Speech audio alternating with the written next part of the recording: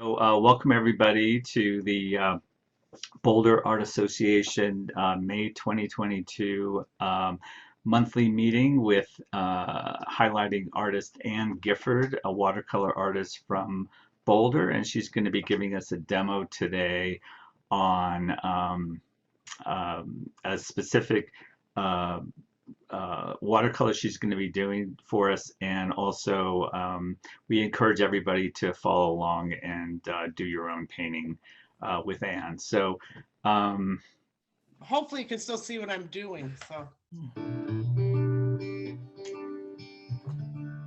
are folks hearing that okay? June Yes. was my 40th anniversary of being involved in the co-op, which amazes me that this is what I've done with my artistic life. I've been part of this organization and loved every minute of it. It enabled me to become an artist in Boulder because I could experiment here with different media, different imagery, and I had control of putting it on the walls. And I believe it's a cornerstone of our artistic community in Boulder. One of the luckiest things that happened to me was having the privilege of doing 8 Boulder race posters. The people who were working on the poster that year in 1988 happened by the co-op, happened to like my work, and they said, would you be interested in working on a poster for the Boulder race? Well, of course. I've done the 10th, 20th, 30th, and 40th, plus some in between. The most recent poster I did, which was 2018, and that has a little tiny portrait of Frank Shorter in his vintage 1978 running clothes, going through the finish line. And I put him on a trail in Boulder, and actually there's a ghost finish line right over his head. He looked very carefully, and that's the vintage finish line from 1978. So that was a lot of fun to do too, and I have hopes of doing the 50th.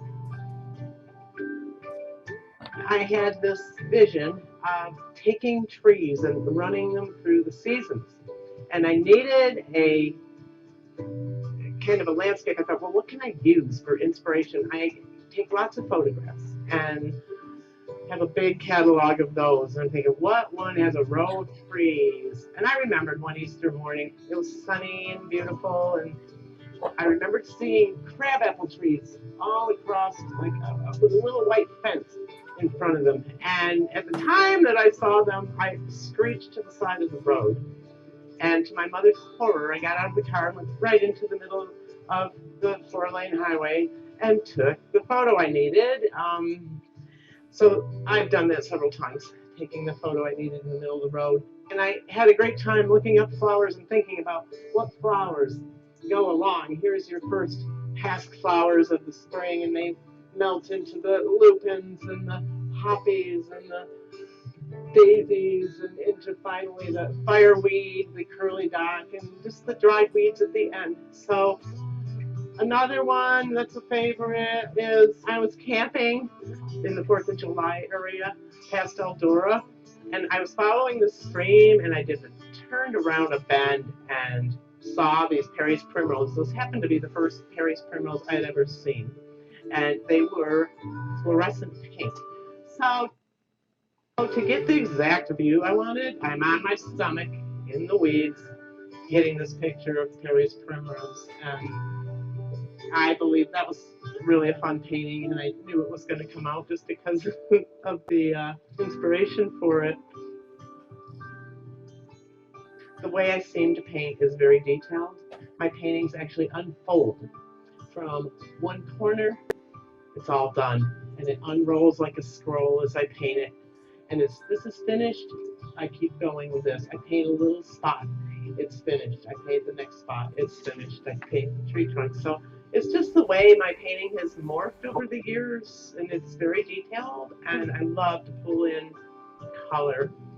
If you use a color once, like say there is the pink red here, you want to use it in at least 2 other places, and it can even be the size of your fingernail. It doesn't have to be another big area of red, but sure enough, there's a little red here, a little red in that tree, and of course the pink of the sky.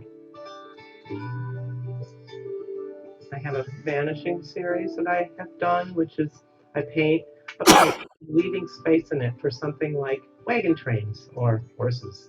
And I put in it things from the past that may have been in that landscape, like a house disappearing. And I put the campers and the settlers and the wagon trains in it. They're all vanishing. I paint every little wagon train and every little steer that pulled it, and I scan that in over the original painting, and then I can just slide a little fading and it gets see-through. And to me, that's my take on history. I always love walking down streets and thinking, who lived in this house? Who built this house? Who was here camping first? And I imagine things and I put them in these types of paintings. The most memorable parts of my career are when somebody says to me or emails me or sends me a note card saying that every morning when I get up, I see your painting in my breakfast nook and it starts my day off on the right foot. To me, that's why I paint, exactly why I paint.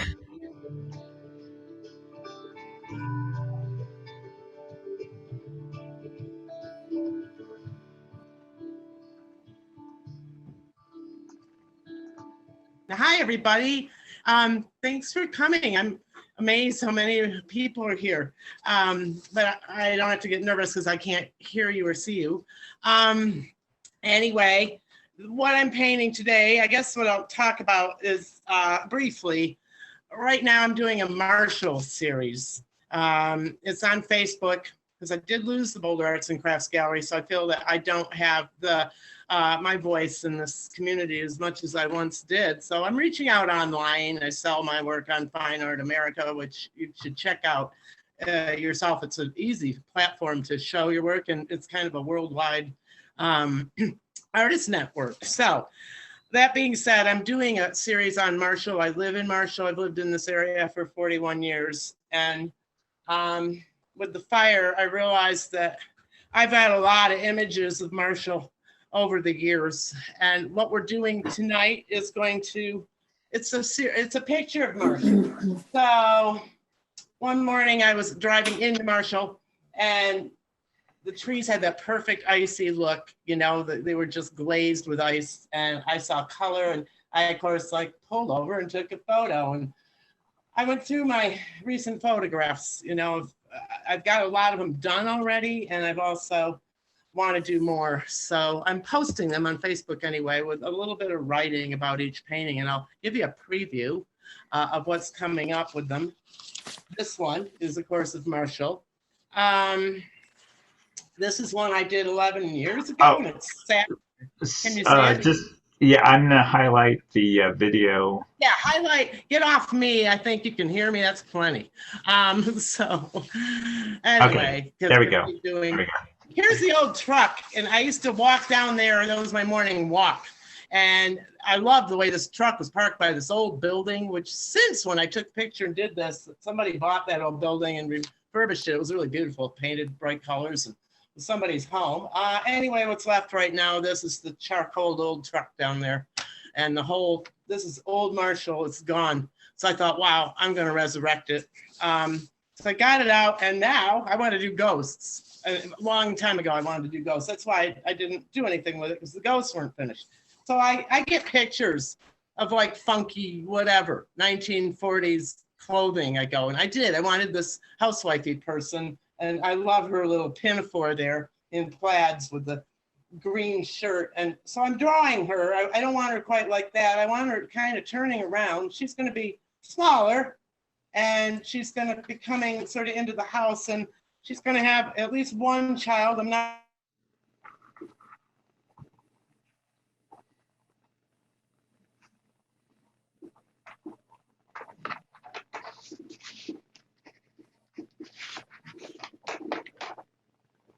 So Anne, we've lost your video. Hopefully it'll come back here in just a second. More original. Or I paint the little people separately and scan them in. I make my own prints and then fade them in Photoshop. Jury's out. Here's that little white house. I was so delighted on Cherryvale Road that it survived. Everything around it, the barns, everything was burned, and all behind it. And I thought, oh, my sweet little house. And one time, several years ago, I took a photo because it struck me. You can't quite see it, but these trees looked like they were embracing it.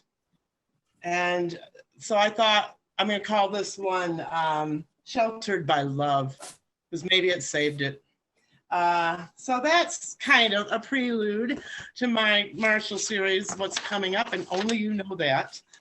The others, some of the others, once a week or so, I'm posting them. So that's that. Going on into this picture we're doing. You guys are supposed to be doing an 8x8, I understand. And you don't have to do a whole composition. For me, I kind of trimmed this the way I want it. I'm going to enhance little buildings. But Ed has actually cropped some pieces to show some ideas of like what you could do with 8x8, but you can just take a thing that in it that you know you like, or this tree over here and make it here, or the road you might like, or the fence. There's lots of little 8x8s. You can always crop something. So Ed, if you want to show, he's done some nice examples. And just folks, so you know, I put some links in the chat to download the reference images that Anne is using today. So this is the main image that she sent. I'm sharing it on the screen now. And then the cropped version, if this is updating for you, I didn't actually end up doing square crops, but I think any of these pieces could be turned into a square for our 8x8 show. If folks are seeing this. And then the other thing, so I don't know, did you want to talk about the enhanced images now? If you want to flash them by, you know, and I don't know, you know, about it, I guess they get the 8x8s, people do, you know, use your, that's what Ed did. And I wouldn't have thought of it, but you can see the colors behind it, you know, it certainly wasn't that bright, but you could paint it this bright if you wanted. It helps you, it helps me too, to see, you see all the pinks and different colors. The trees are actually brown, you know, I'm going to paint them much more muted myself, but I think it's a neat thing to look at. And you could paint on those colors and give it a different look. And then I also did a black and white version, just if I often print in black and white, so I get another kind of view of it to see how dark and light things are. So let's see. Yeah, and this is them sort of side on top of each other, so you can kind of see how I changed the color. Well, I just noticed, Anne, that there's an interesting bush here that almost looks like a swirl. Isn't it neat? Yeah, and it really shows up in the colored version. Yeah, actually, I didn't notice that. It's fun to have other eyes on something, you know? I like that a lot. Does anybody have any questions about the reference photo or photos? Okay, I don't see any hands raised or anything. So, all right, I'm going to stop sharing, and feel free to download those images if you'd like. I put them in the chat, and we'll go to Anne's painting now. All right, this is a little handout. So this is darn gray, this painting. It's going to be a challenge to make it look good. Oh, you didn't show the gray paintings I did, Ed, but you might. Oh, yeah, let me. I wonder what happened there. Let's see. They get cut out and then cut in again. Yeah, must have. So I'm going to show the other gray photos that you've done. So let's see here. Need to go back. Oh, so here's one. I think you call this a Valentine tree. Yeah, it's a Valentine tree. That too is on Cherryvale Road from years ago. It was like mid-December. The sun was setting at, 3:30 in the afternoon. I like the mist. But see how there's like subtle blues in the mountains and then different shades. It's sort of purpley and tans in the bottom. It's muted grays. And Actually, this is in the same vein as what we might do tonight, and I decided that I needed something more, so I put these little hearts on it. That one's that. This one was done with 3 colors, and I'm about to show you 3 colors. How you can mix the 3 primary colors, any of them, and get different grays. That one was done with Prussian blue, alizarin red, and I believe raw sienna. So that's all I used in it. And you can twist those colors. You can see yellower areas, bluer areas, and pinker. They're all gray. But see how those grays are rich and they're different? They're not all the same gray. And it's not like take your what's it called? Oh my goodness, Payne's gray, for example, and you add more water and less water and hardly any water and get your 3 grays that way. That would be very, very drab. So that's what I'm going to teach you today, or I want to talk about, is twisting grays. I'm going to call it twisting grays. And I'm seeing some red here on the side. That's where I made the gray more red. Just balanced it. You balance it the way you want it to go.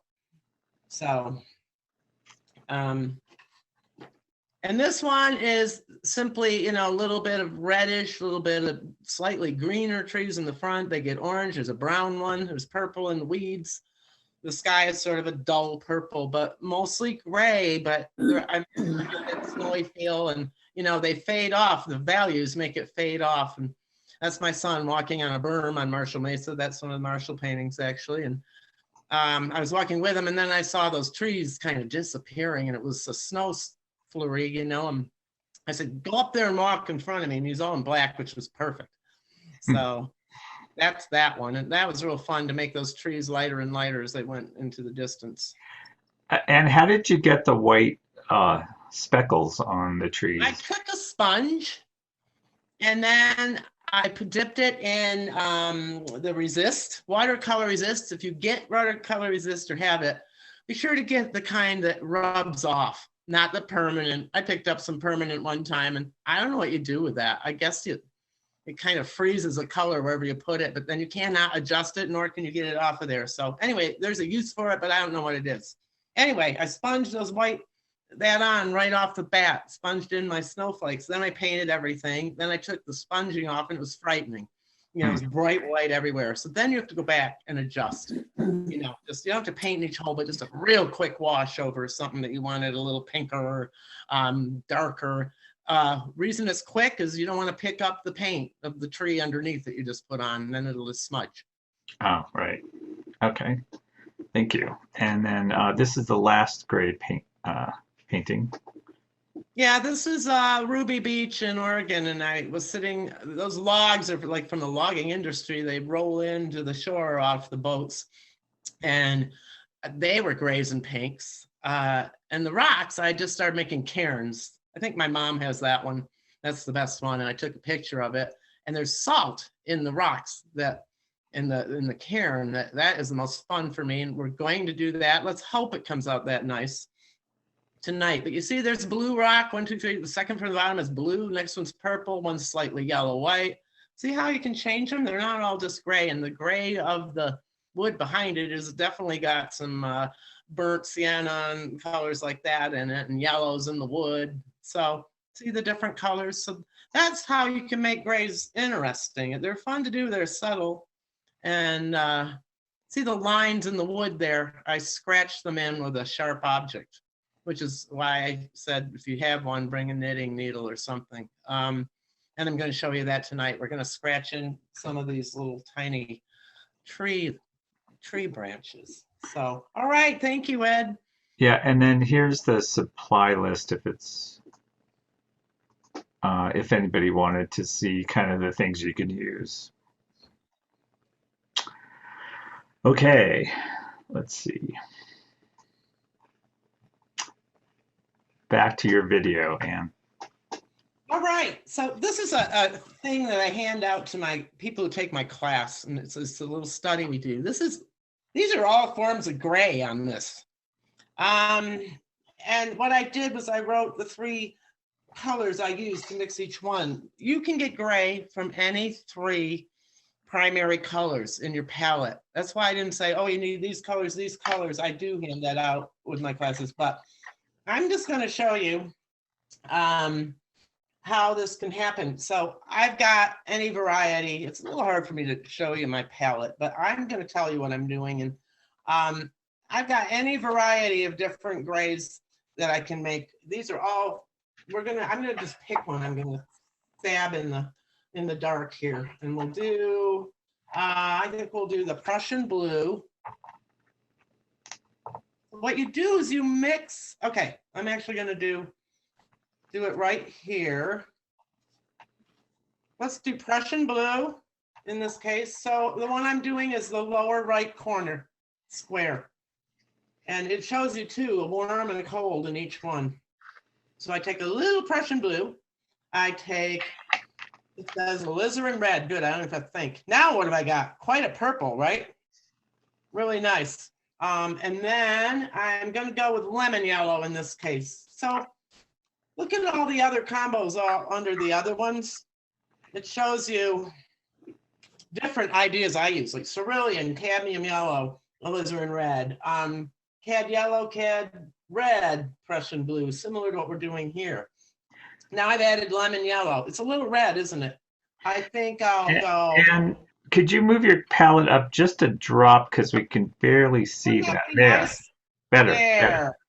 That's good. Yeah, because we don't need this chart anymore. You can see what that's about. See what I've got a gray going? Let's see. I'm going to do this. It's a little tricky. That's quite a gray. You know, it's a redder gray, but kind of an even gray. That's pretty even. Let's fuss with this. Let's say we want to go into a bluer gray. This is all, see that? It's still gray though, isn't it? Yep. I like these colors. I should probably try using them in this painting. And now, say you want a warmer or just a different, let's put yellow in.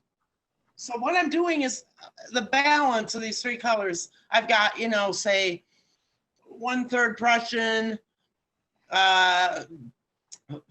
what would it be? What would be the next one? 2/5 of the alizarin and just a tiny bit of yellow, you know, and then you can twist it. See, that one's yellow, or it's almost green, but it's gray.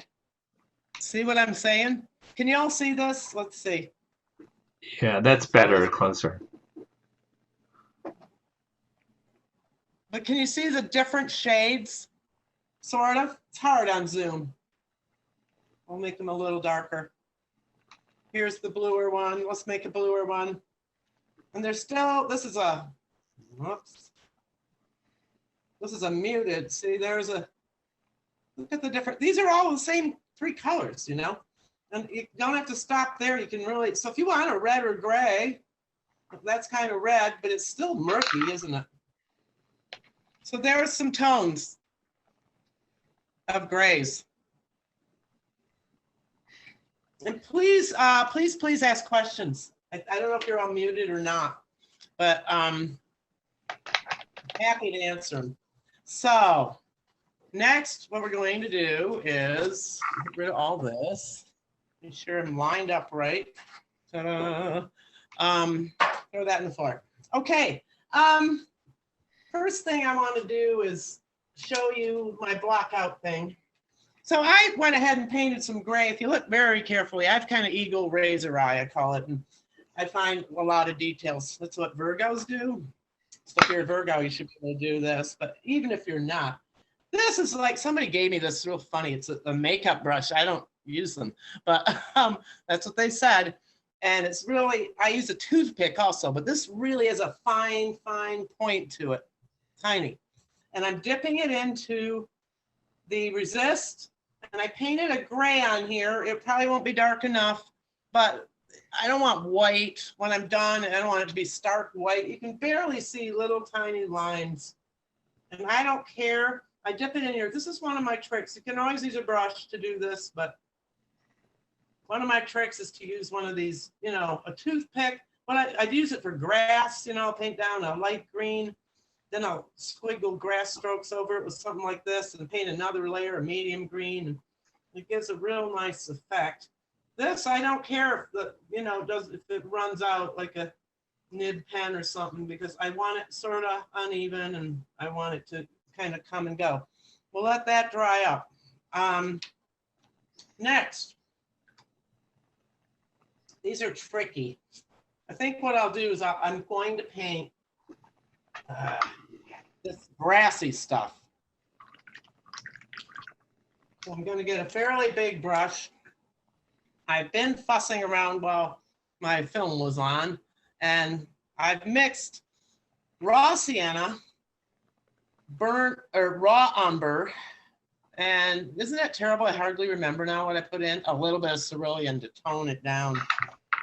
I may wind up, actually, I may pick one of these themes here. I kind of like the one we just had. Yeah, I'm gonna pick that one. So 1 second, I have to organize this right there. So I mixed, and I kind of test it sometimes. Usually I don't, but in this case, I don't know. I want to be sure. I could see this even going, oh, I know what else I put in it. This is a favorite. Cobalt violet. Didn't discover it till later in my art career. Here it is. Where's the camera? There, right here. That's really hard to. Yeah, anyway, it's sort of like it's a pink, and I really like the tones it comes up with. Excuse me, I'm sorry. I just wondered if Ed could make it louder. Me? Make it louder. Well, I think Annie, maybe if you could speak up. I think I was having a little trouble hearing also, but I think Janae, if you want to turn up your own speaker, that's probably the best way for you. But maybe Annie, you could speak up a little bit. That might help. It doesn't really work on my computer. You can't hear me? Nobody can hear me? Oh, no, we can hear you, Anne, but it's just a little muted. But some folks may have this little machine a little bit off of, I wonder, I could try the iPad might have a better speaker. No, Ed, I think it depends on our computers, because for me, it's loud and clear. Oh, yeah. Okay. Loud and clear for me. Yeah, loud and clear here too. So, Anne, you're actually getting from me too. feedback now. No, I think we're okay. I think we're okay. All right. Good, because I don't have a clue what to do about that. That's what happens. Anyway, so I mixed a little cobalt violet, and I'm getting out one of my kits. This is salt, like rock salt that you get ice cream.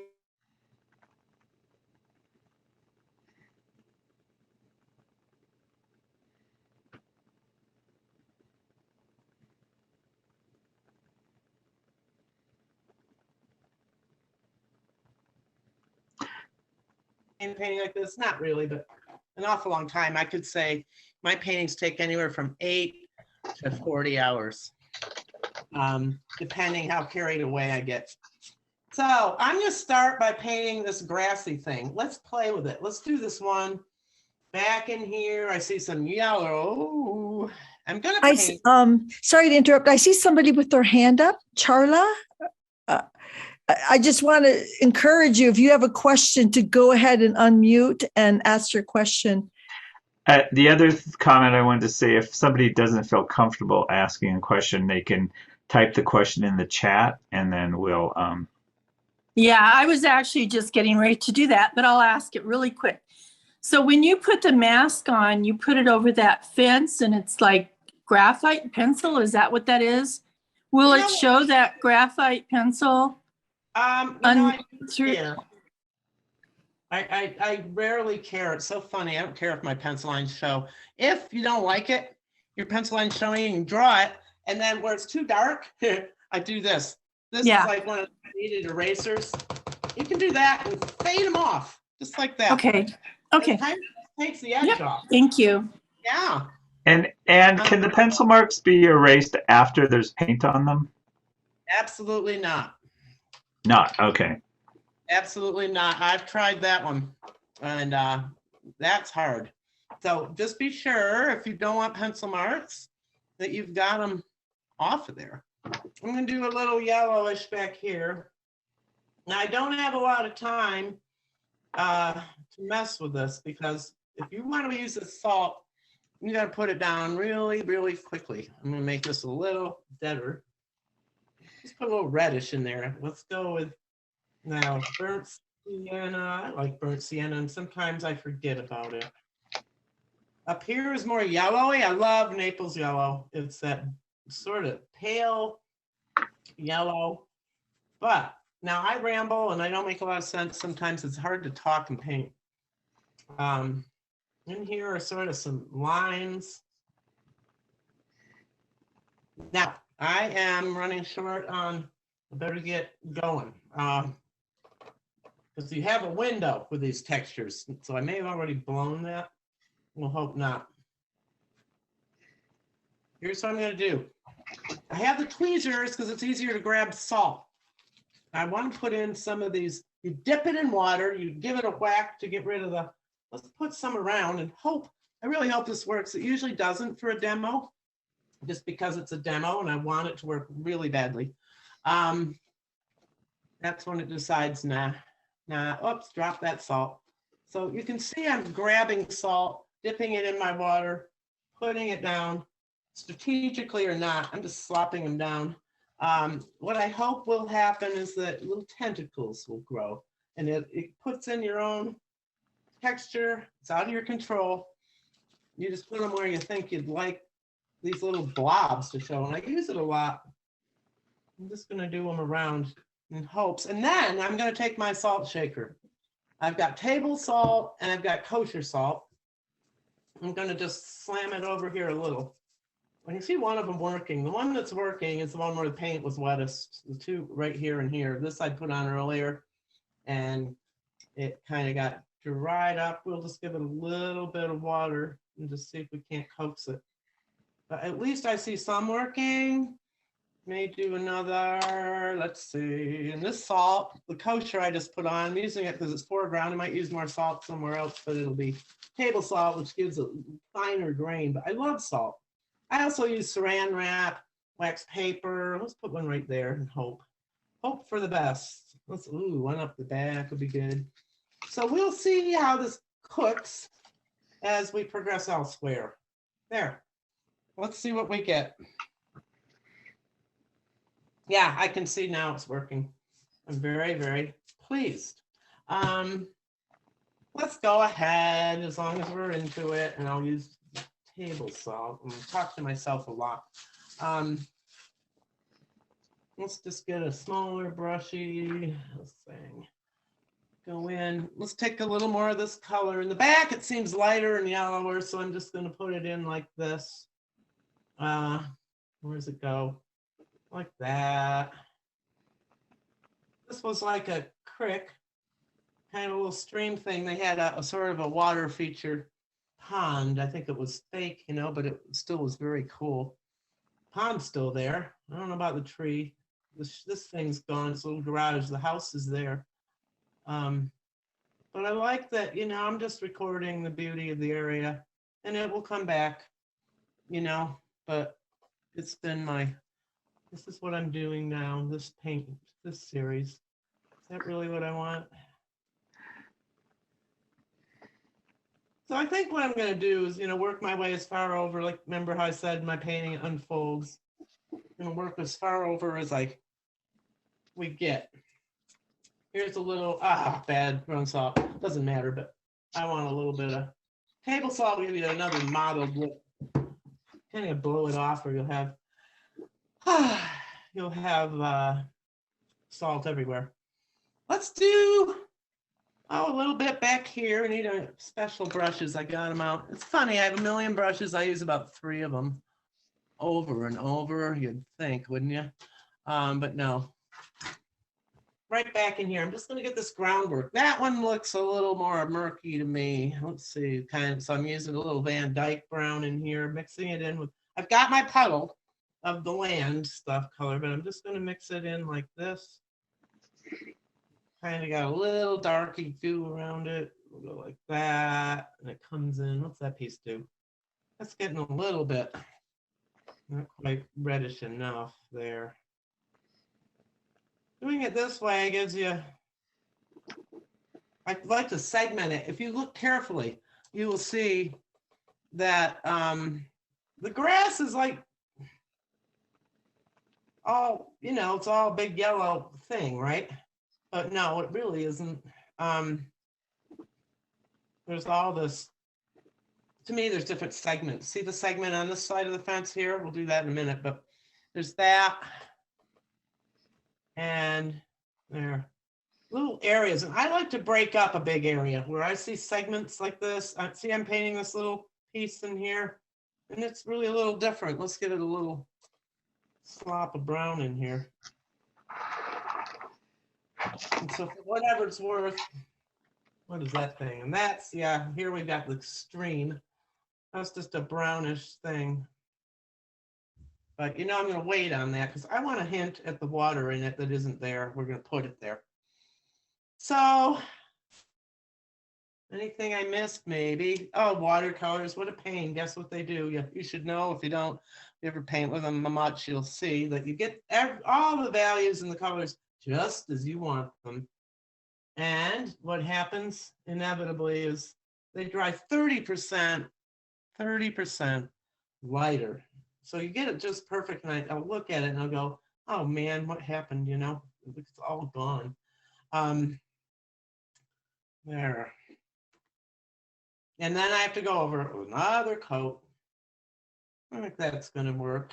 Back here, I'm just going to keep going a little bit and get just a little bit of this stuff in the ground back here. I should have drawn, think about when you draw what you want to see for guidelines.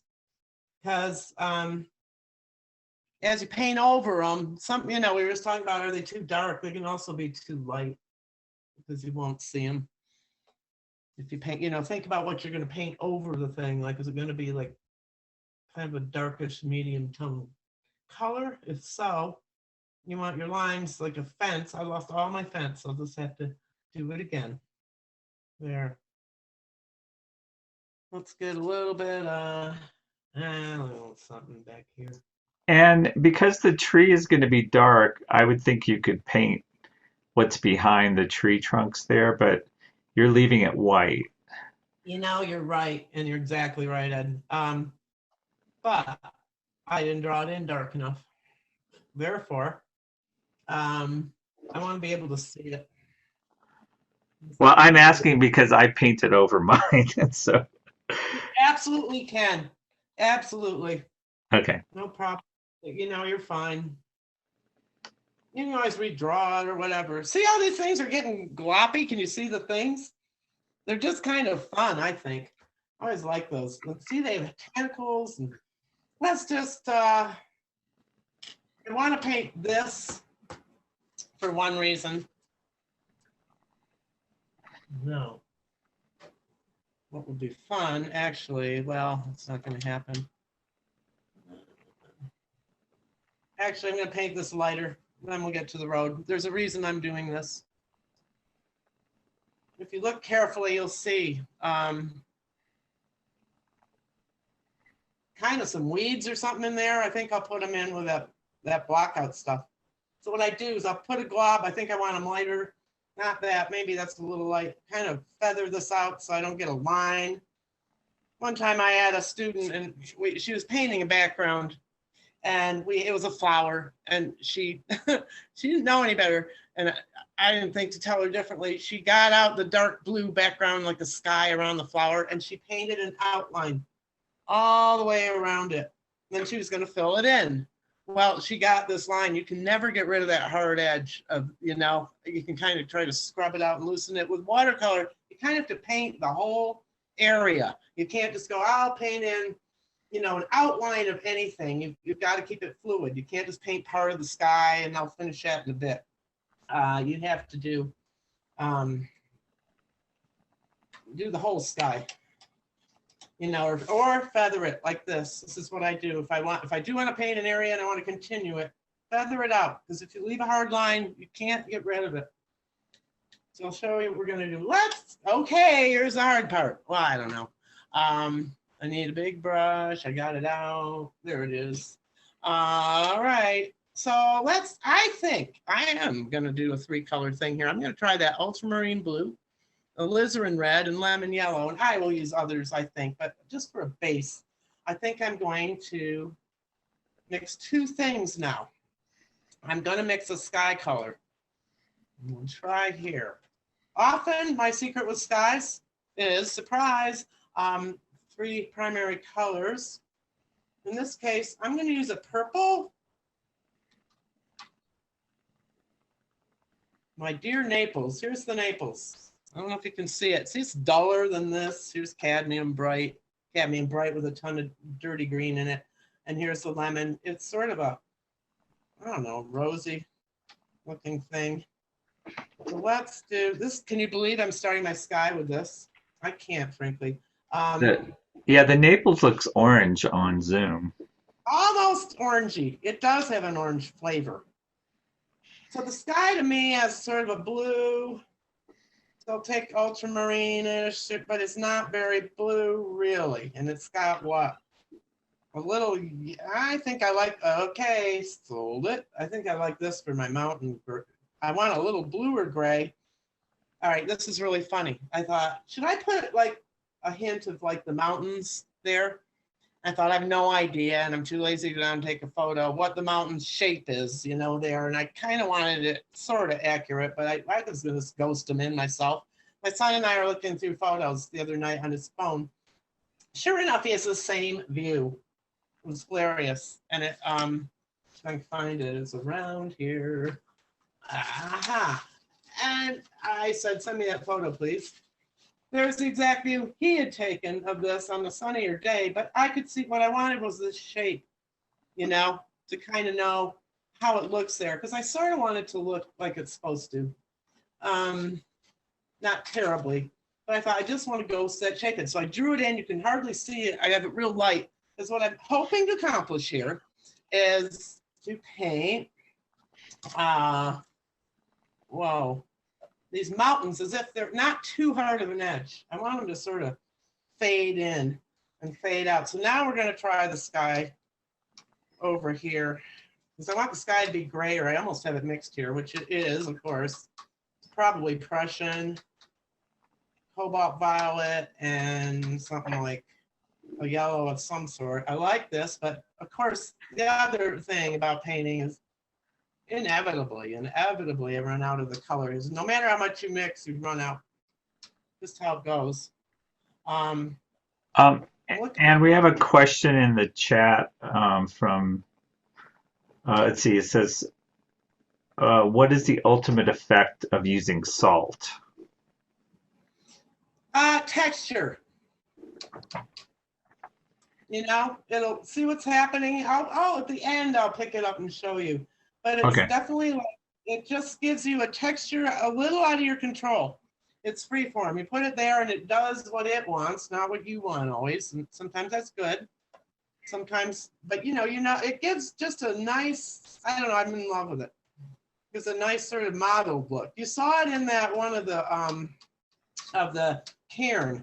You know, one of the best examples I have is that rock in that thing, the blue rock or something. It's very,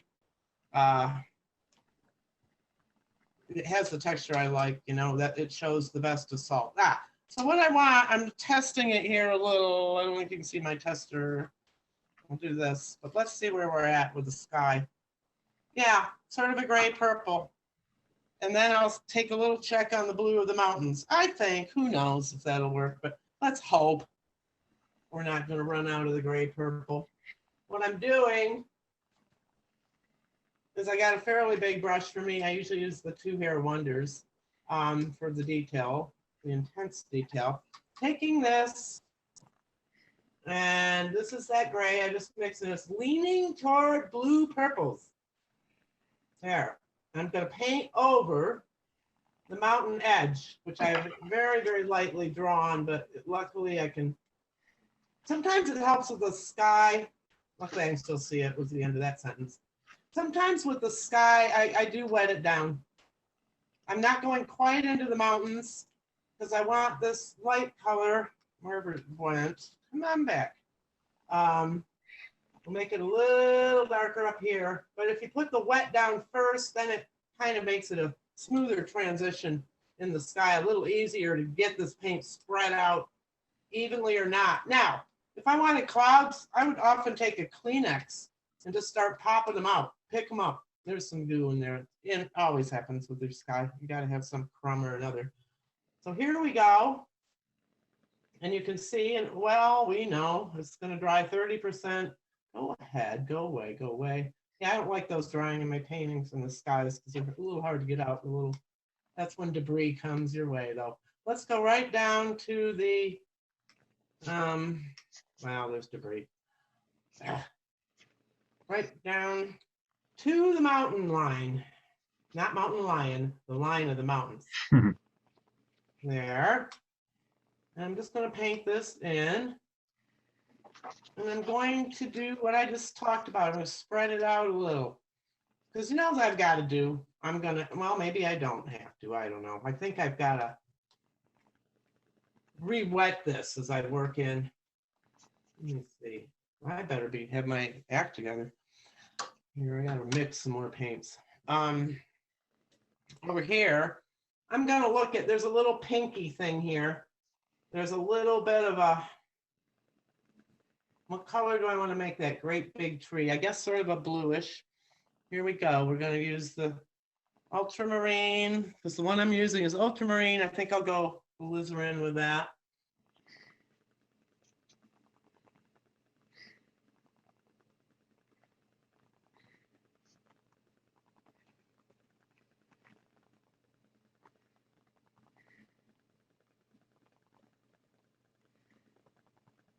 And you blow it like that. Look what you get. I got red.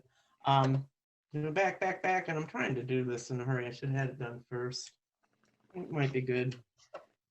Yeah, I want a purpley, but you got to tone. Yellow, of course, is the opposite of purple. It makes it grayer. Let's see. Blue. This is a puddle I'm going to start with, and I'm going to try to get some of my.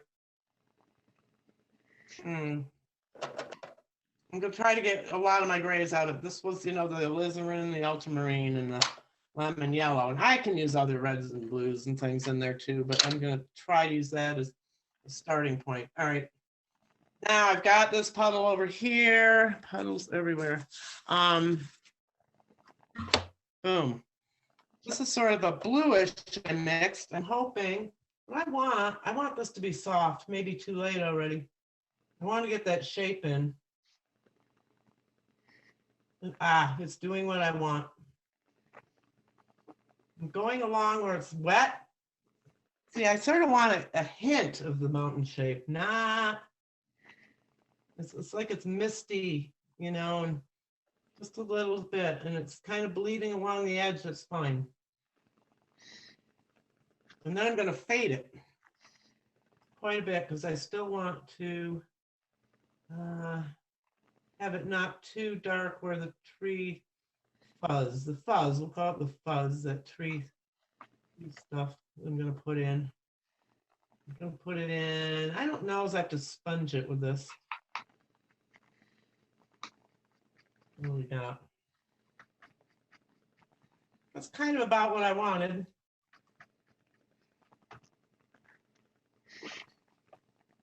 And I may have to wet all this again because I'm not going to be fast enough to go right across it probably and get all these different trees in and with all their different shades. So what I'm going to do, I'll get the top of this mountain because it's working how I want it to pretty much. Maybe this little area is a little bit of here and there showing more.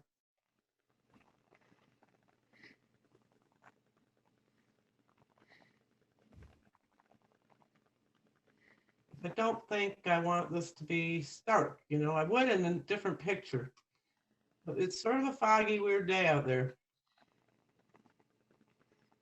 I just want, see how it's a hint, and I can come back in with a little darker on the top if I want to maybe show some areas are a little more pronounced because maybe the fog isn't right there. And I inevitably am going to have to wet some of this down again when I come in with the soft trees, because I want those trees in the background to be soft. A lot of this is I'm experimenting too. I really don't sometimes know exactly what to expect or what I'm doing. But I do obsessed. I have a little OCD, and the only thing where it serves me is painting. So, because what you do, I look at it, I tend to look at my paintings and I want, I keep seeing more and more. And here we go. I hate when I do this. I started messing with the sky a little. Just went at it just how I wanted it. Well, I'll give it a little darker up here.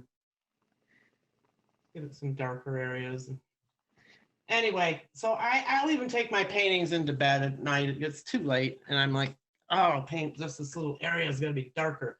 And it's funny, right before I fall asleep, I look at it. And that is often when I really, really figure out what to do to finish them. They'll be mostly finished, and I'll say, no, this little area, I need to darken that and add a little red here. And then I get up next morning, and that's what I do. So kind of is. I do get very, very focused, and kind of when I'm doing a painting, it's all I think about for a while. And that's a good thing. And there's another question in the chat. Okay. If you want to pick a flower with sky behind, how do you paint the whole sky? Do you put resist over the area, or do you paint? I wanted to paint the flat. I didn't catch the first. You wanted to paint the flat iron, you said, or? I don't know. If you want to paint a flower with sky behind, do you do resist? Yeah, pretty much. I do, depending on the detail of the flower. Oh, but I guess her question is, do you paint the resist first and then put the sky in, or do you put the sky in and then the resist? The resist first, because if you put, say you have a blue sky and a pink flower, you're going to get, if you put that blue down, you'll never get the bright pink again. It'll be tainted with blue. You'll get a purple flower, and you'll never get it brighter. If you want the flower brighter than the sky or lighter, you always have to preserve your whites. So paint in anything you want light that you don't want to paint around. Okay. And then one other question is, do you wet your sky before you start painting it? I do, because like I was saying, it gives you a little more blend. The paint goes on and it's smoother, except when you leave a big glob like this. I'm going to come right in with my finger and get that out of there. This I'm letting kind of do some watercolor. If I'm using a real wet brush, I just want hints of the flat irons here.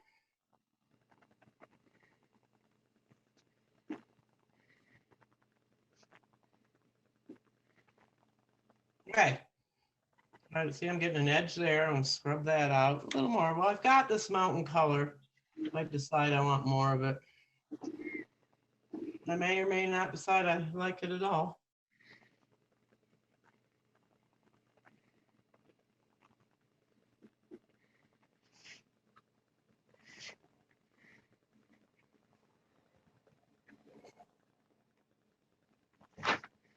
So now we've got a few little trees up here.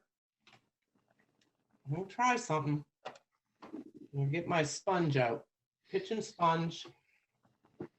When you do sponging, you want to dip it usually into the raw paint, right out of your little tin, because I'm not doing it right now, but otherwise it's too dissipated. This may be working.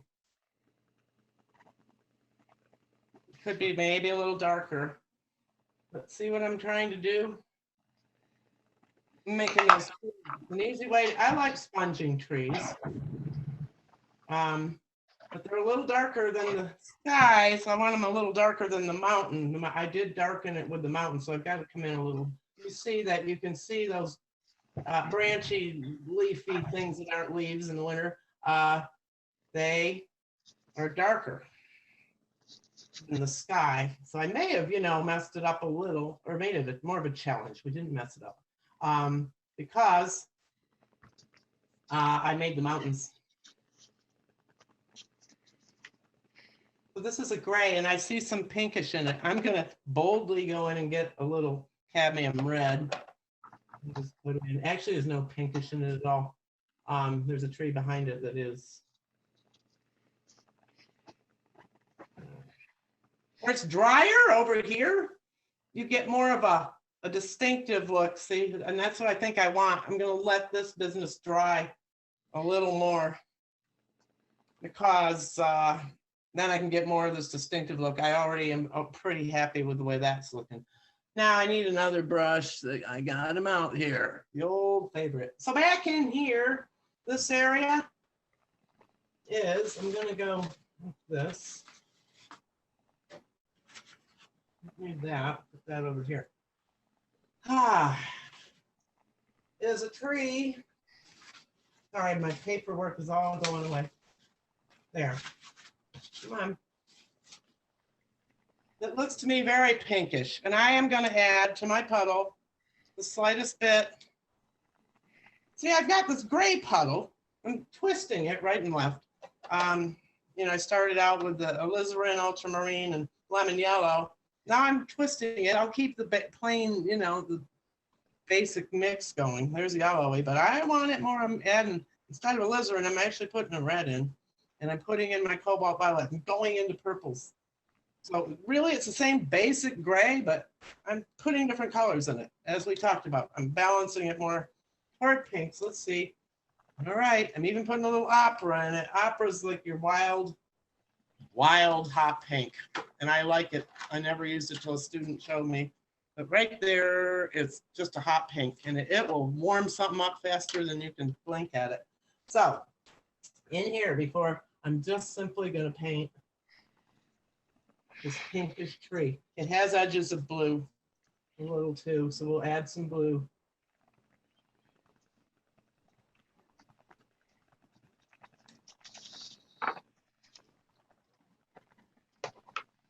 Because I see a pinkish tree back there. And it has a little blue going around it. We'll just put it in as we see it.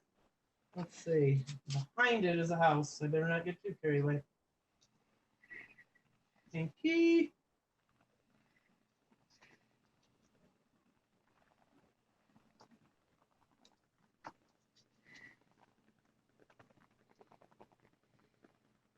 It turns into bluer. I'll just take the blue right up there. Kind of grayish. Now, blue silver.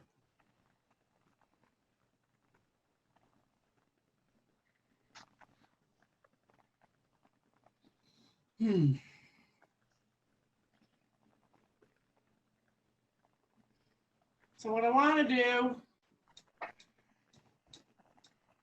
next, let's see, maybe it's time I can come in with a sponge with a little more of the purpley thing. With these, is it dry? Yeah. See how now it's drier? Now I can get the crisper. You can always sponge into sorry, sometimes I just can't talk and paint. You can always sponge into something wet. You'll just get this soft thing. Now it's time to come in with a doodle brush. I'm going to make it gray. I'm going to use paints, just like I said not to. No, I use paints. And I'm going to add a little, maybe sepia, a dead looking dark brown. I'm leaning more toward the paints. I'm looking at it and I go, okay, up in here. While this is damp, a tinier brush almost. I should have drawn this in darker. I would love to see it better now than I am.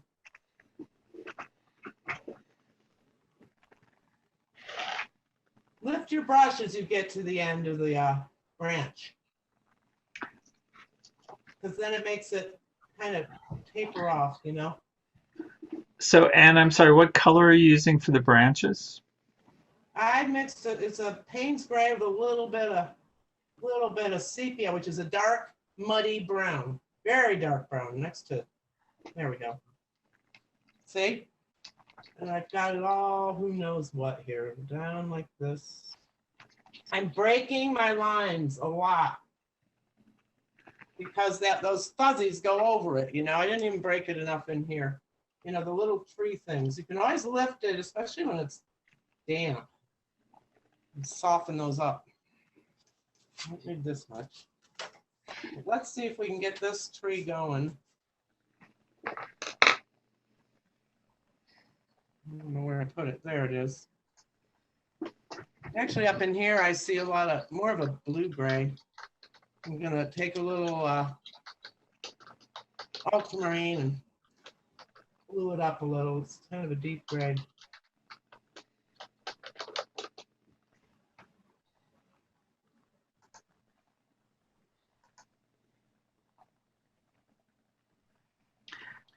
So, and we've got a request to see the reference image again, so I'm gonna Oh, please. show that. Let's see here.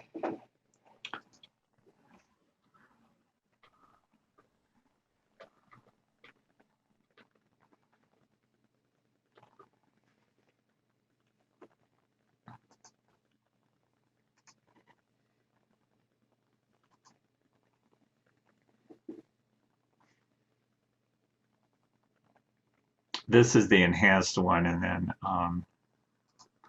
let's see, this is the original.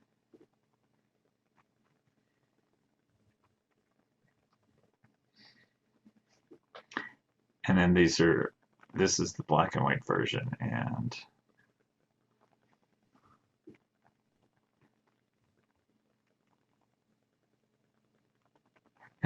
folks you can screenshot these if you want. Where the fuzzy, I'll call them leaves. We all know they're not. The fuzzy, you know, where the leaves would be. Go over the bark or the tree trunk in this big one. You can see it's sort of in the middle. I'm just taking a lighter gray in there.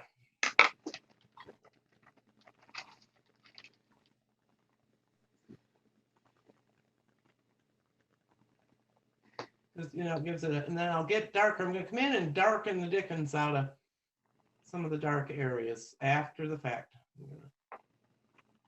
Here it's very light.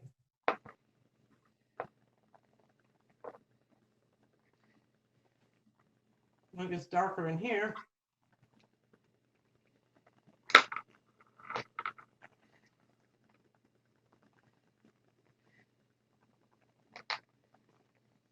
not quite the right shape. This, you know what? I can't see my drawing. Irritating. That's all right. And here it's very light. Now, get down. Okay, this part right here.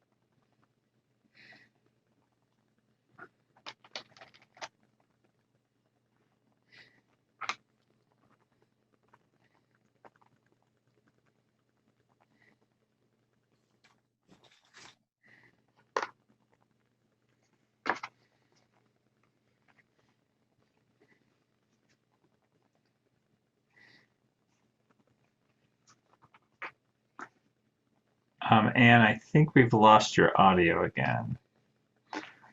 Brown. It's darker on the bottom of the tree.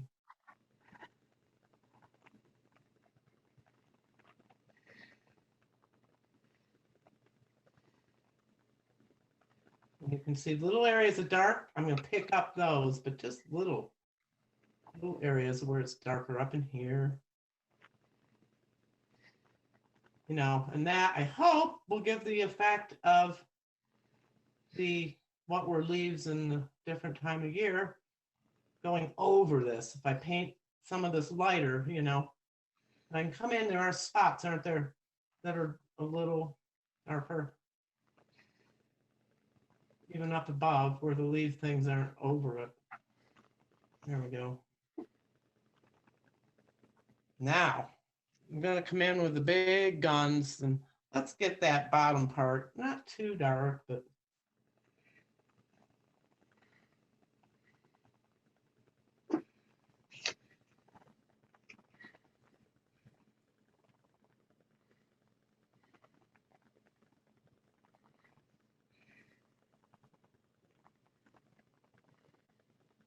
there's a little variance in this. Oh boy, I gotta pick that up.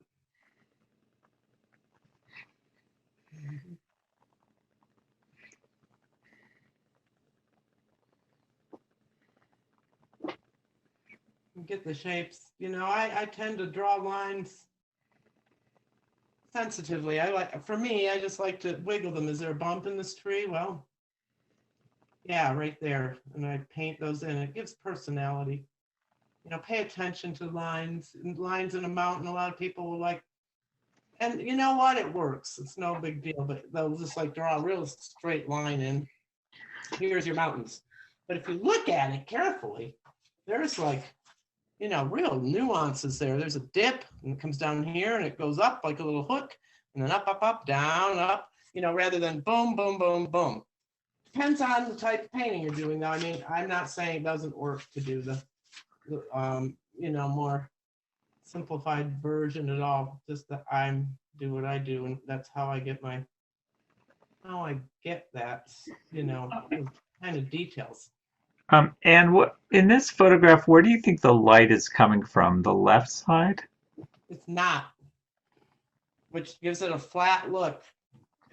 I would say the right side. The only reason I'm saying that is it appears to me that some of the shadows are like, say that swirly bush you like. If you look at this one, right, the pinky one by the back of the road, it's lighter on the top right.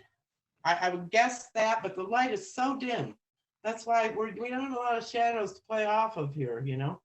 Well, I'm looking at the trunk of the tree and it looks like it's lighter on the left. The tree Yeah, that you and it kind of is, but I don't know if it's light or just the coloring of the tree. I'm not 100% sure there. You know, you can make light wherever you want it to be. Just put her in. Now I can see that I didn't, you know, I'm darkening where I darken. But some of this, as you can see, some of it's quite dark and I didn't get some of this quite, you know, defined and dark enough, but you know.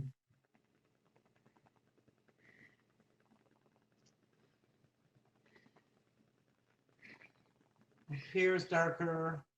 This has a hooky thing I like, which I lost.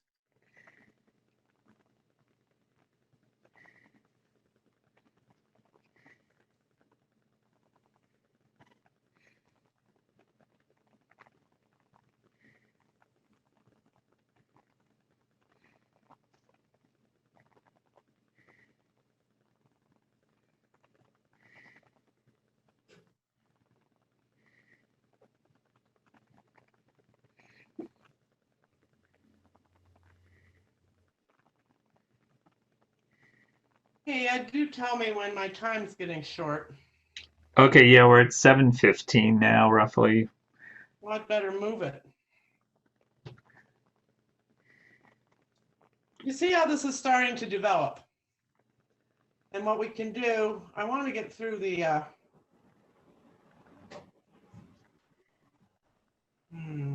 sorry, can't talk and think. I'll put in some fence posts, stuff like that. Maybe we'll use a little grayer. Mix one of little grays. Because I want to show you how the resist came off. I wanted to show you the road. You don't want to stay till midnight. We can see a little more. Well, I think we can go close to 8, I suppose, if we need to, No, but I think don't.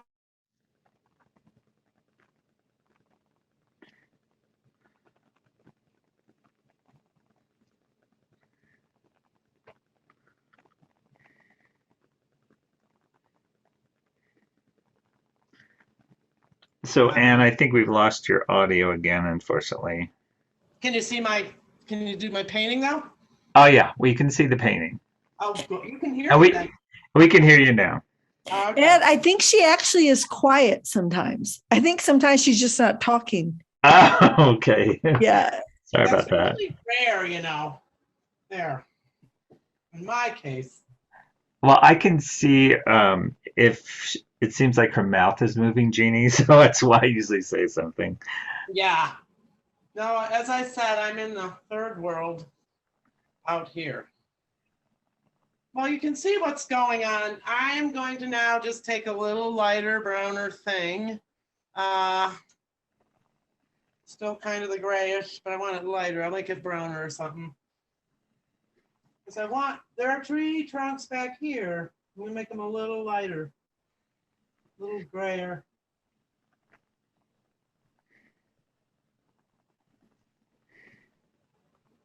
Because those are trees behind there. I'll take the blacker stuff. I want to show you how to scratch some branches in.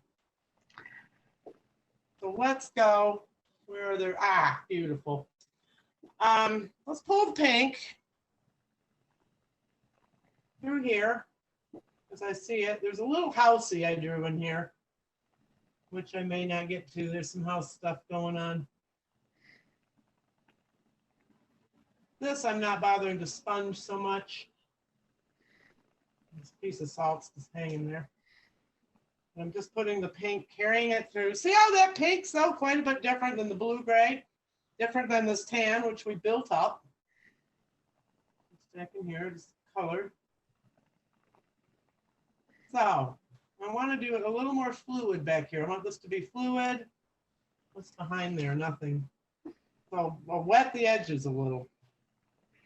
Wet them even back into the mountains. Wet the edges of the mountains. Now, up in here, where am I? It's not on the top of that. It's the little garage. It's all through here. Pinky. So, Anne, I have a question about the salt. I just rub that off when it's dry. Absolutely.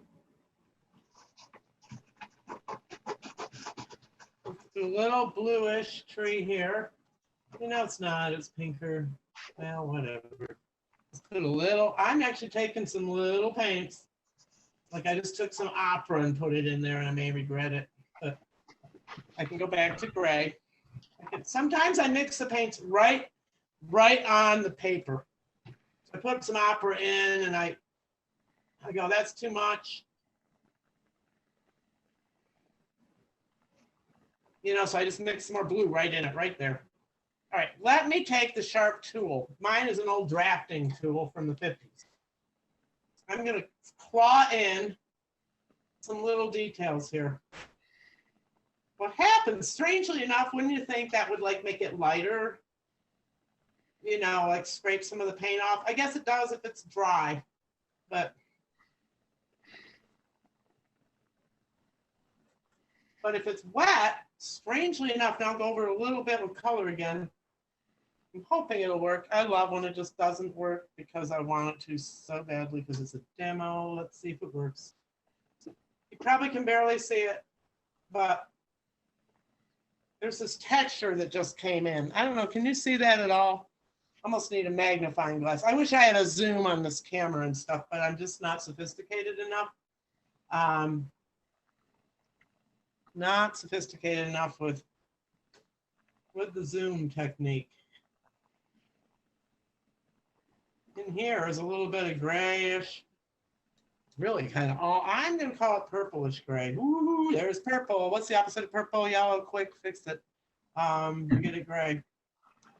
So I mix the yellow right in. Oh, I'm going to have myself a mess. It's not what I intended. But sometimes you have a happy accident and it's okay. There.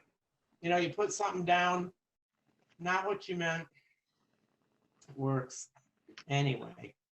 So there's sort of a ghosty thing in here. I'll pick that out with I'm going to work my way across this. And where I want I'm sorry, I got to eat my brush for a minute.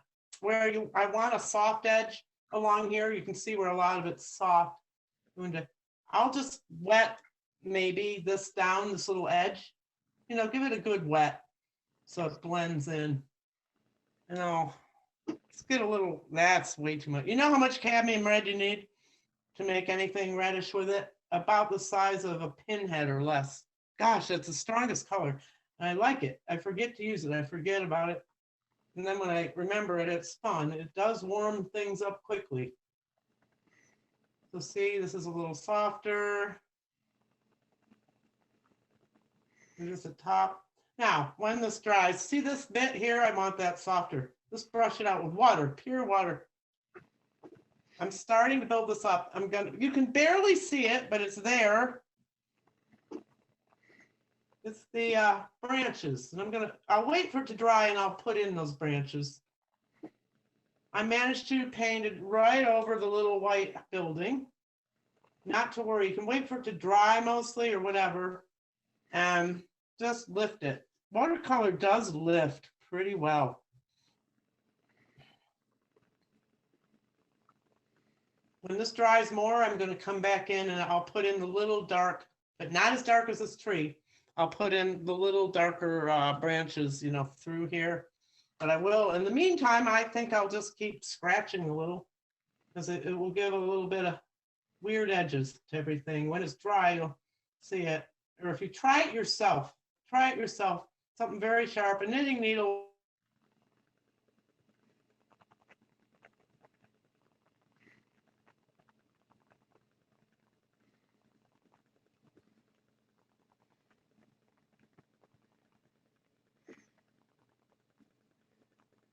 Now that's way too dark, see? But water and just whoosh it down. We'll get a little over here. There's maybe a little more purpley. Any purple? See, I'm pulling in subtle colors. Here's our little. I want to make the road actually like blue to purple, a blue gray to purple. And I'll use lots of salt on that. See what has happened with the salt? Kind of fun textures, and you never know what they're going to be. This will be that creek going through. Here, the reason I painted this was I'm just going to come back now with the tray. Hold it. I'm going to make see those little weedy things in there? Or rocks or something. I'm just going to make some textures like boom, boom. As if there's dried weeds in this little area. And I think it'll add interest to the foreground. Then I'm going to paint over all this. Whoops, that's a big blob. But you can always paint over any of it. With the darker colors of the grass, when I lift this, it'll have the tan underneath. It'll be preserved as a little lighter. I'm just going to pretend there's dried weeds right in here. I'll put a few over here too. You don't want to just, try to compositionally get some interest going. And is the resist like a rubber cement kind of stuff? Very much so. Yep. And we had a question about the paper that you're using. Yeah. This here I've gotten into, I always use usually 140 pound, except when I need a Cadillac for a commission, then I use the 300. And this is, I can show you, I get these pads now because they're easy. I've gotten much lazier as I get older. You can stretch, wet and stretch your paper on a backing, and I do that when I want. But lately, I've just gotten into, I'm getting it out here. There's a couple kinds. This is the hot press. No, cold press. You know how you tell hot press from cold press? Hot press is smooth because you ironed it with a hot iron. That really helped me. So this is Arches cold press. It's 140 pounds and it comes in a block. And it's all kind of sealed and you paint away. And then when you want to peel it off, there's a spot where it's not sealed. You take a knife or palette knife and zip around and pull it off. I find them, I froze, didn't I? No, we heard you. And it doesn't bleed through the sheets? Okay. No, not at all. So and eventually they deteriorate, and by the end they're falling off the thing anyway. But you can get the gist of what's going on here, I think. Shall we do the road, or what would you like to see, everybody? I would love to see the road. All righty, let's do it. And I'm gonna do salt galore again. And if possible, I'd love to know what the next step on a salty grass would be. Right here? Yeah. Yeah. No, behind the fence where you have, or were you planning on leaving that with just the spots where you have? Oh, that's a crick. And you know what I was waiting for was the color of the sky. I didn't know at the time where that was gonna land. So let's do the little crick. Hey, brushies. Where did I put my brush? Wait, now I'm somewhere floating around. Oh, hey. I wanted to use some of the sky color, I think. Which is this stuff, because you know that I think that would be reflecting in it. I wanted to show that normally the thing is just a ditch, but they sometimes have water in it, and I'm going to just show this icy frozen over water. So Anne, would you leave where you had the rock salt on the grassy area behind the fence line? Would you just leave that, or what was the next step for that area? You can either wash over it and fade it a little, you know, and I might do that a little bit. Often I leave it. You can, but say I would take the back, that tannish color, you know, and paint over it a little. I might. We can tone down a little of this if you want. Oh, that's way too dark. That is too much like goofy water. There.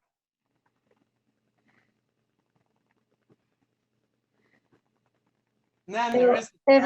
And I don't know how long the road's going to take, since Ed and some others may have wanted to see that.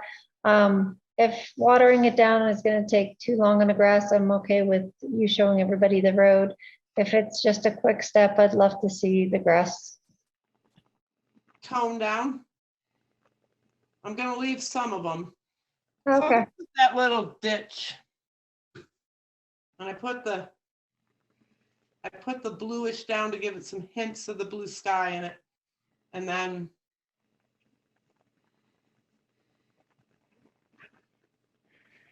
I can always touch it up later, you know. Maybe I want it a little softer up here or whatever.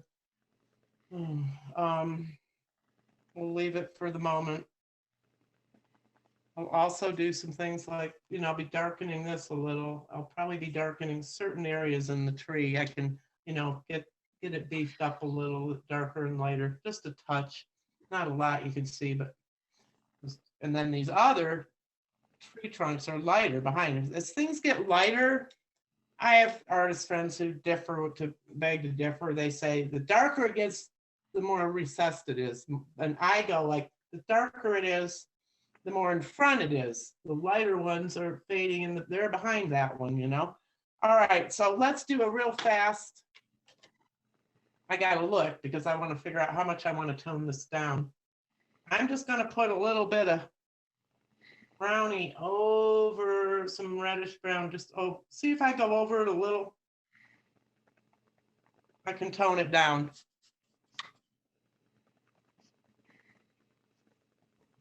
I'm darkening it. There's some little darker areas in there, and we'll do, wait a minute. Hold it. You know, I can put in hints of darkness. How's that? If it works. This here, I might want to mellow out a little bit, you know. Take a warm tone brown and just right in here. You can go over it to your heart, you know, and you'll still see the texture. But I do, sometimes I just point blank leave it, depending on how it came out. I don't want to lose too many tentacles. Now, in a minute, we're going to take the fence off. I'm going to let this dry up. See how it sort of started toning it down, and I could continue to tone it down as long or as much as I wanted. Okay, I'm going to show you a little example here. Get a little brush. I forgot, you know, when I left this bridge should be lighter right here. So you just pick it off. You can't totally, there are tools called a fritch, which I only recently learned about. I'll show you a fritch.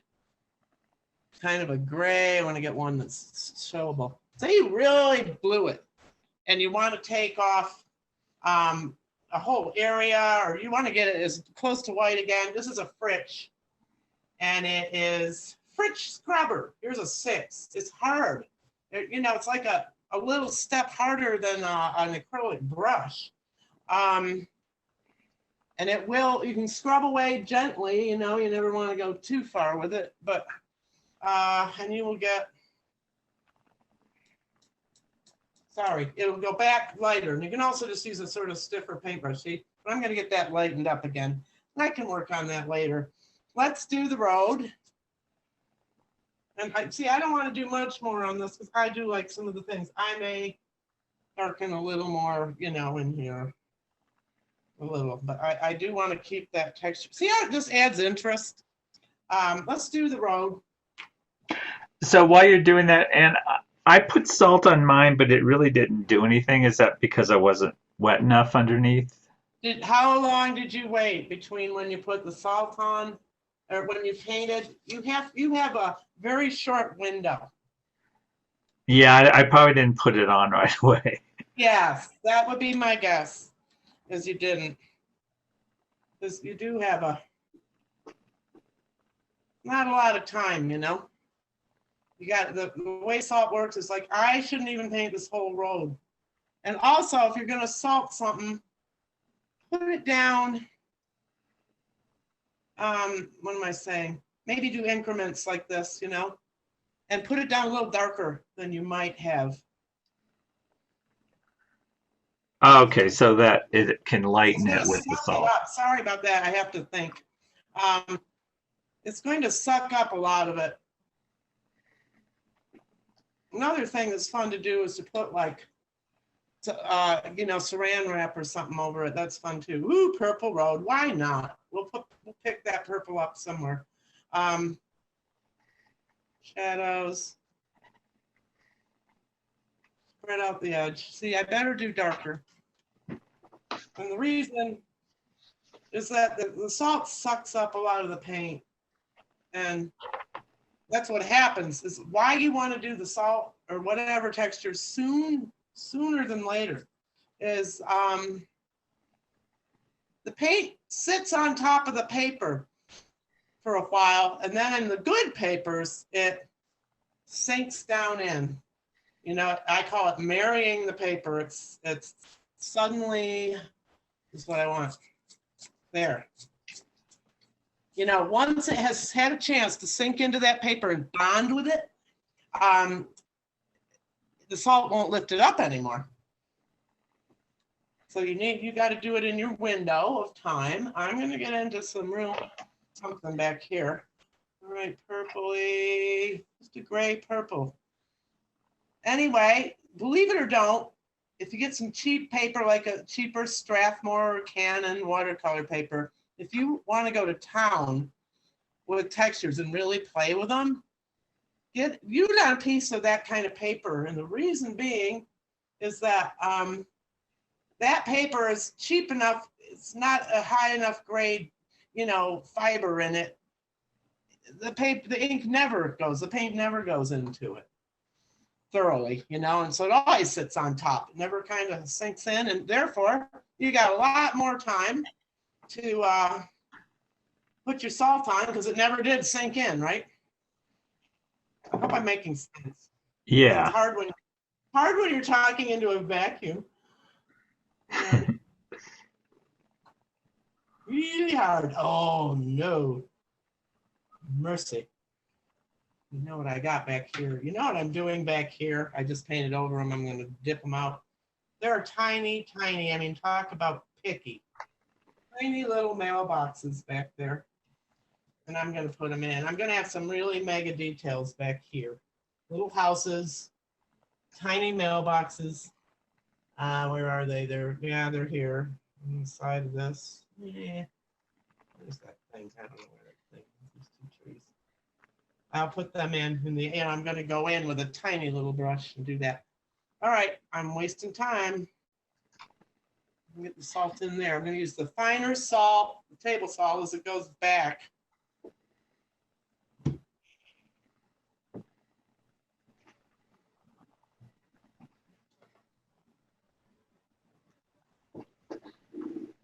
Here I'm mixing it on the page again. But I'm bringing up the colors.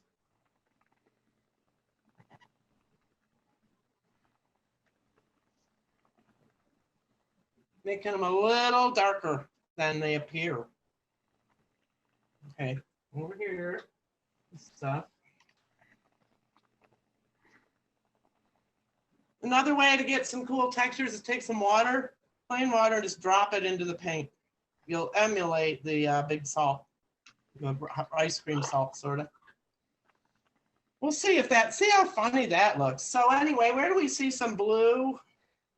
I'm going to use that blue. Over here, you know, we'll do some muted pine trees.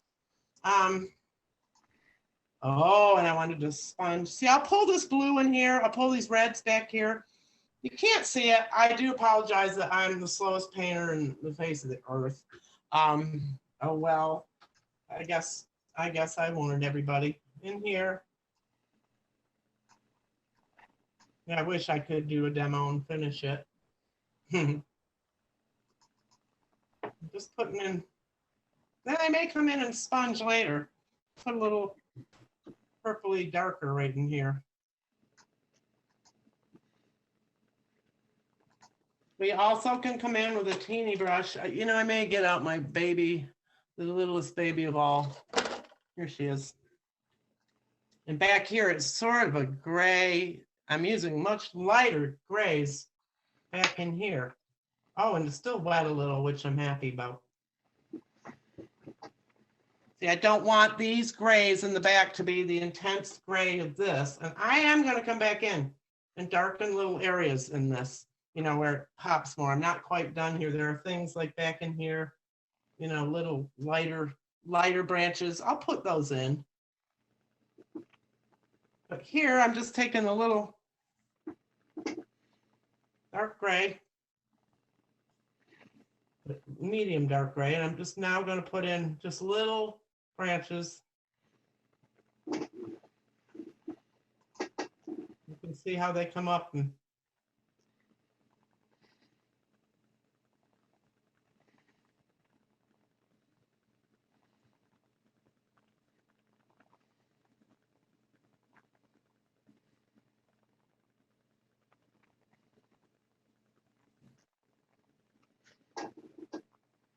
I'm peeking out.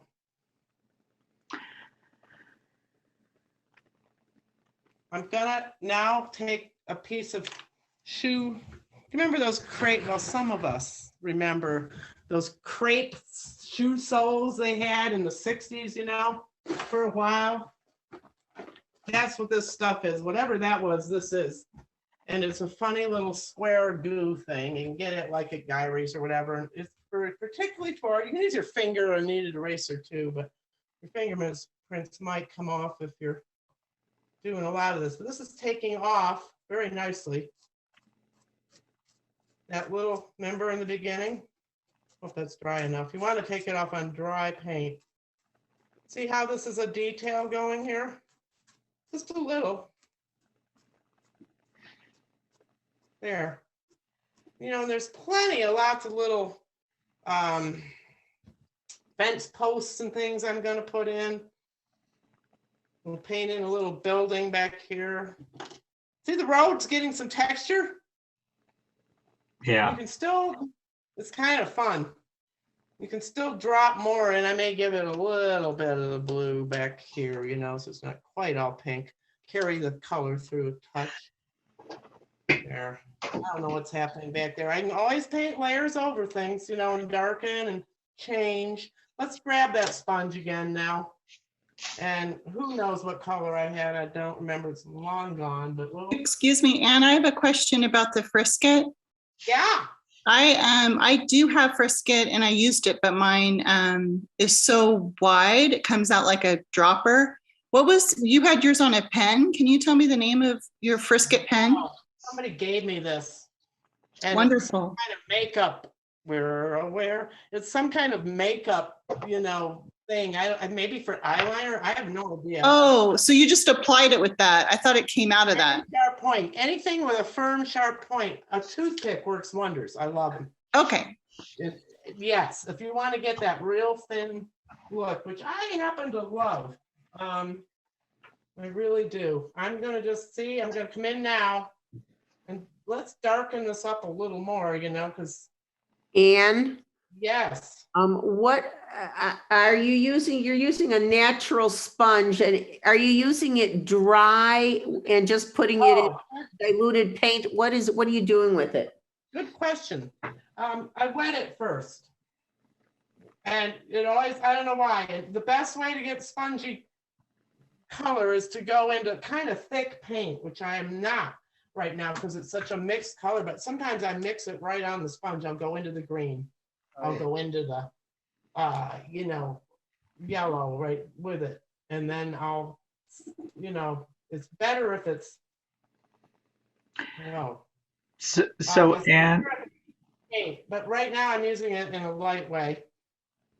There's all this back here, and this is kind of pink. I'm going to put pinks back here, and you can sponge in, all you want. It's a really nice way to get texture into things. so Anne, we're coming up on 15 minutes. So Yeah. I think what I'm going to do is stop the recording, and I wondered if I could invite you, if you think you might have more done with the painting, to our Saturday critique for a few minutes, and you could actually show your painting. No, I can't promise. I would love to say yes, but I can't promise. I got some obligations going on with my family. Okay. And if I can, how about you send me the link? I can't promise any of you. I would love to do this, but if I can come, I will. And I can show you how much. I could probably come to that. It's just how much of the time am I going to have to paint this week? And I'm not sure.